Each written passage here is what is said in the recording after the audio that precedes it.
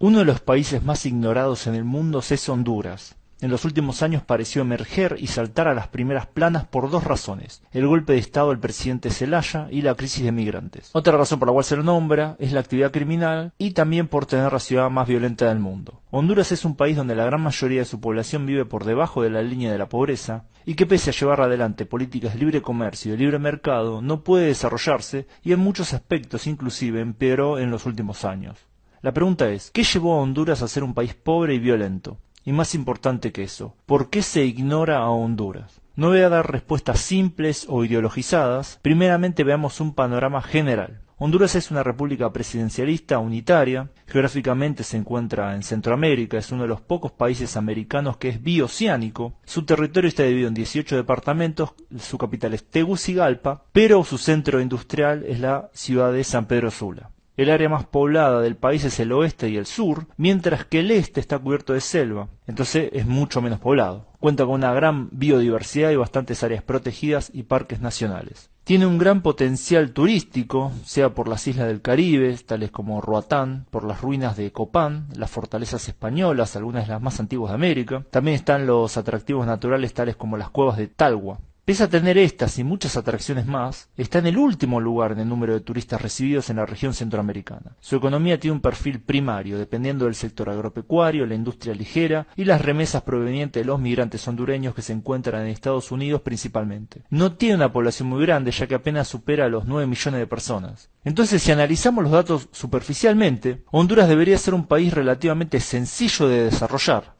Tiene una buena posición geográfica como para proyectar su comercio a Europa, Asia y también a Norte y Suramérica. Tiene una población homogénea donde el 90% son mestizos, es decir, no hay conflictos étnicos o religiosos que hagan difícil el funcionamiento del país. Obviamente hay minorías, tales como los garifunas o los misquitos, y otras más pequeñas, pero la verdad que no más que eso. No tiene un conflicto importante con ningún país vecino tampoco. Tiene acuerdos de libre comercio con la Unión Europea, Estados Unidos, los países de Centroamérica, Perú, Chile, Corea, Taiwán y otros países más. La presión fiscal no es particularmente alta en comparación a otros países de la región y del mundo que se encuentran en mucho mejor situación. Pero pese a todo esto, Honduras es un país muy pobre. Entonces, ¿por qué sucede esto? La respuesta no es sencilla, pero parece haber algunos problemas graves que explicarían dicho subdesarrollo crónico. Por un lado está la cultura hondureña, que es esencialmente conservadora. A diferencia de otros países de la región, en Honduras no hubo grandes movimientos revolucionarios, ni tampoco importantes movimientos culturales, ni tampoco movimientos artísticos notables. La cultura hondureña está muy centrada en la familia y no mucho más. Esto explica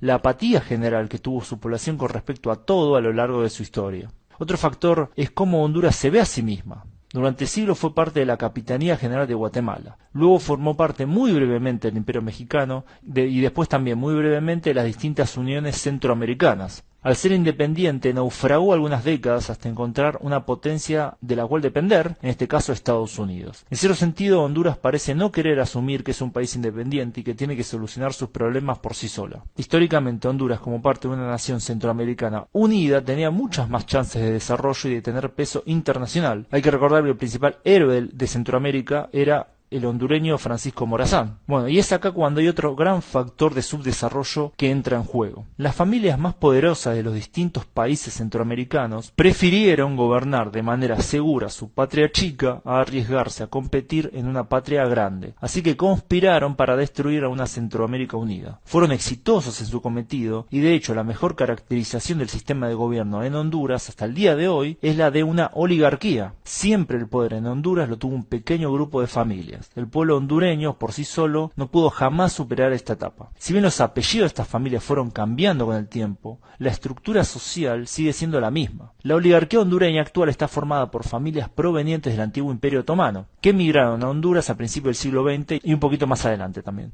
Apellidos tales como los Facusé, Laraj, Atala, los Nasser, los Cafie, Rosenthal y Goldstein, al que habría que sumarle a un pakistaní, que es el hombre más rico actualmente del país, Mohammad Yusuf Andani Bai. Se nacionalizó hondureño, no hay que decirlo. El crecimiento económico de estas y algunas otros pocos clanes es directamente proporcional al crecimiento de la pobreza de los hondureños. Esta oligarquía concentra las peores características de las oligarquías latinoamericanas. Busca la ganancia rápida y fácil, no invierte casi nada en su país, evade impuestos, su riqueza depende de industrias que no generan mucho trabajo, controlan los medios de comunicación, la justicia y la política, y como frutilla del postre también están involucradas en violencia estatal y paramilitar contra quienes se le oponen. Esta oligarquía gobernante es totalmente indiferente al destino de los hondureños. No le interesa el bienestar de este pueblo. Esto explica en gran parte el porqué de la ineficacia de la represión a las bandas criminales que operan impunemente en el país. No hay víctimas ricas del crimen en Honduras. Son todos pobres o a lo sumo de clase media. Los oligarcas tienen pequeños ejércitos privados que los protegen a ellos y sus familias, por lo que eso no es un tema que les interese. Es decir, en Honduras, las maras, que son los grupos criminales que más operan en el Triángulo Norte, en esta región de Centroamérica, encontraron un terreno propicio para desarrollarse cada vez más, y de hecho hoy en día el país que más sufre el problema de las maras y de este tipo de bandas criminales es Honduras. Si volvemos otra vez un poco más acá históricamente, Honduras es uno de los pocos países de Latinoamérica donde la pobreza y la desigualdad crecieron en los últimos años. Esto podría generar cierto descontento y deseo de cambio, pero uno de los mecanismos que se aplica es el de la libre circulación. Es decir, una de las formas de mantener cierta estabilidad social en el país es dejar que los más descontentos y pobres emigren a otros países. De esta forma se logró mantener cierta paz social en el país durante las últimas décadas. Casi el 15% de los hondureños vive en otro país. Y para poner en perspectiva este dato, hay que decir que este porcentaje es más alto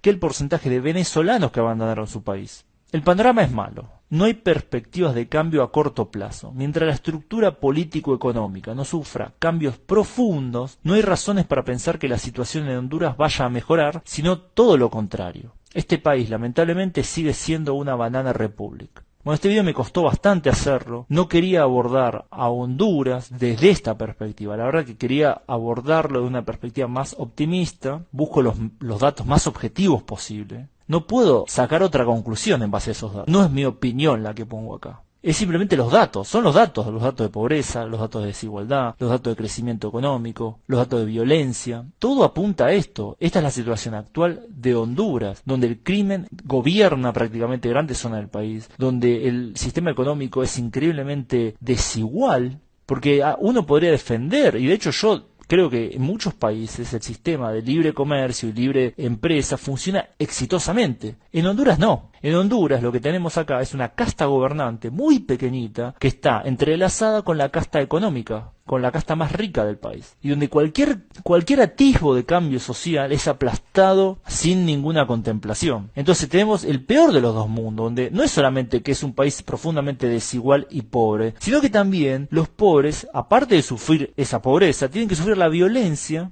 de las bandas criminales.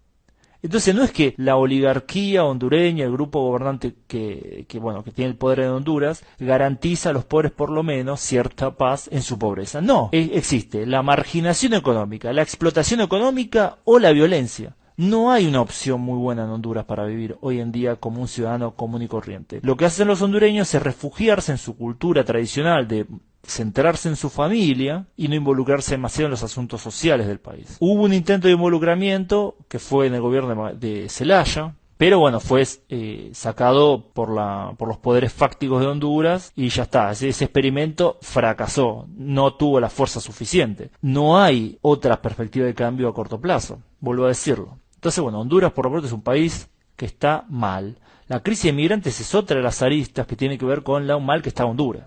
Es otra de lo que está pasando ahí. Tenemos el tema del crimen, la emigración, económicamente es un desastre, políticamente es un desastre. Así que bueno, no hay mucho más que decir sobre este país hoy en día. Ojalá que la situación cambie. Tuvo su momento de gloria, creo, Honduras en la época de las Provincias Unidas de Centroamérica, donde creo que la gran oportunidad histórica de Honduras y de los demás países de la región se perdió, porque era muchísimo más lógico tener un país unido ahí donde se podría haber sumado potencial de los distintos países, y yo creo que en esa unión las distintas oligarquías de la zona se hubieran ido neutralizando entre sí y probablemente hubiéramos visto un ascenso de los grupos más dinámicos, los mejores grupos, es decir, como Estados Unidos, que hubo un enfrentamiento entre la oligarquía del norte y la oligarquía del sur, donde finalmente la oligarquía del norte más desarrollada se impuso uso, bueno, y se logró industrializar Estados Unidos. Yo creo que un proceso similar, obviamente salvando las distancias, se podría haber llevado a cabo en Centroamérica.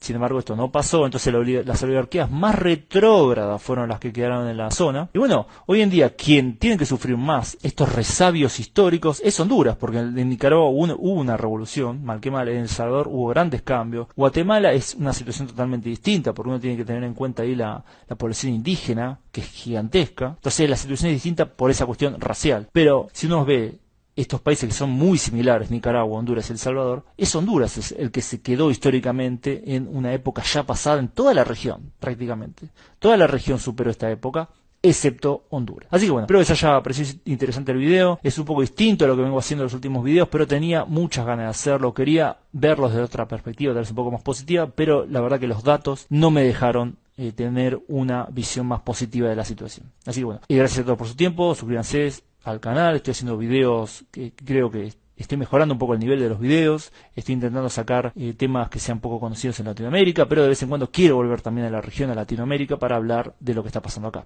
Comenten qué les pareció el video, si les pareció que estoy totalmente equivocado, puede ser que esté totalmente equivocado, estoy abierto a cambiar mi manera de pensar si me traen datos que apunten a otra cosa, o si están de acuerdo, y bueno, también comenten alguna sugerencia. Yo siempre leo los comentarios, no los respondo todos porque a veces me parece injusto responder a uno y no responder a otro, pero los leo. Así que bueno, compartan, ya lo dije, bueno, gracias a todos y nos estamos viendo pronto en el próximo video. Saludos.